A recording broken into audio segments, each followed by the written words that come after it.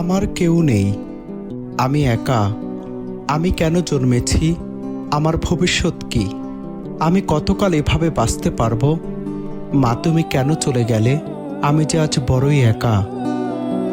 জীবন কখনো কখনো এমন গল্প লিখে যা শুনলে বুকটা হাহাকার করে ওঠে। মায়ের মৃত্যু, এরপর বাবার নতুন সংসার, আর তারপর এক শিশুর ঠাঁই রাস্তার ধুলোবালিতে। গাজীপুরের কোনাবাড়ি আমবাগ এলাকার ছোট শিশু ইয়াসিনের জীবন যেন ঠিক তেমনই এক নির্মম বাস্তবতার প্রতিচ্ছবি। যে বয়সে হাতে থাকার কথা ছিল বই খাতা, সে বয়সে তাকে লড়তে হয়েছে অবহেলা আর অনিশ্চয়তার সঙ্গে। কিন্তু প্রশ্ন হলো, এমন একটি জীবন কি কেবলই অন্ধকারে হারিয়ে যাওয়ার কথা ছিল?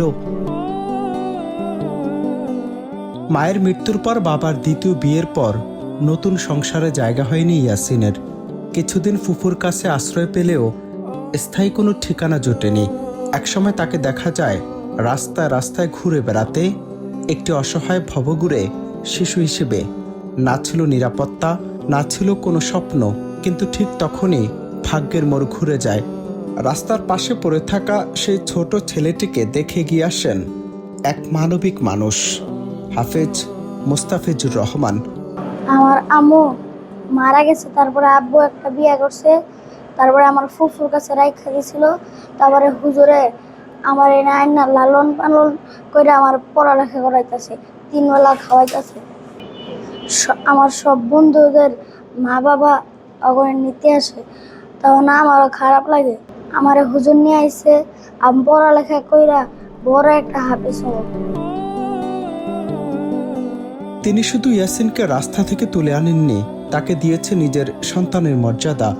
গাজীপুরের কোনাবাড়ি আমবাগ এলাকার হজরত আলী রাদিয়াল্লাহু তাআলা আনহু ক্যাডেট মাদ্রাসায় এখন ইয়াসিনের নতুন জীবন। পড়াশোনা, নিয়ম শৃঙ্খলা আর ভালোবাসার এক নিরাপদ আশ্রয়ে বেড়ে উঠছে সে। মুহতামিম মুস্তাফিজুর রহমান তার কাছে এখন শুধু একজন শিক্ষক নন, তিনি বাবা মায়ের ছায়া, স্বপ্নের পথ প্রদর্শক। নিজের সন্তানের মতোই আদর যত্ন দিয়ে গড়ে তুলছেন ইয়াসিনকে। ইয়াসিনের মধ্যে মা এবং বাবার অনেক সময় দেখি জানালায় হাত দিয়ে একটু তাকাই থাকে। তখন তো বুঝি যে সে কেন তাকাচ্ছে। তখন আমার এই প্রতিষ্ঠানের অনেক স্টুডেন্টদের বাবা আসে, মা আসে, সন্তানকে নিয়ে যায়, ও তাকায় থাকে। তখন দেখি যে বাবার অভাব তার ভিতরে কাজ করে, মায়ের অভাবটা তার ভিতরে কাজ করে। আমি সঙ্গে সঙ্গে গিয়ে তার মাথায় হাত বুলিয়ে দোয়া করি এবং বলি, আমি যতদিন আছি আমি তোমাকে তোমার পিতার মতো শ্রদ্ধা, সম্মান, স্নেহ, ভালোবাসা, আদর দিয়ে যাব। তোমার মায়ের যেটা ভালোবাসা, তোমার বাবার যেটা ভালোবাসা, সেটা আমি আমার জীবন থাকা অবস্থায় চেষ্টা করব তোমাকে সেই ভালোবাসাটুকুন দেওয়ার। যে পিতার যে অভাব, মাতার যে অভাব, সেই পিতা মাতার অভাবটা আমি তাকে বুঝতে দেই নাই। আমি সম্পূর্ণ তার দায়িত্ব গ্রহণ করেছি।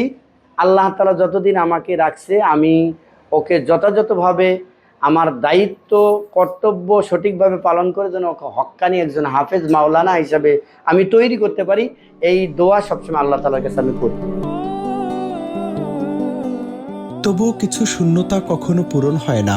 সহপাঠীদের বাবা মা যখন তাদের দেখতে আসেন, তখন নিঃশব্দে সরে যায় ইয়াসিন। জানালার পাশে দাঁড়িয়ে অপলক দৃষ্টিতে তাকিয়ে থাকে আকাশের দিকে, হয়তো খোঁজে তার হারিয়ে যাওয়া আপনজনদের। এই গল্প শুধু একটি শিশুর নয়, একটি মানবতার গল্প, যেখানে একজন মানুষের সহানুভূতি বদলে দিতে পারে আরেকটি জীবনের ভবিষ্যৎ। অনন্ত হাসান মাসুদ, বাংলা টিভি।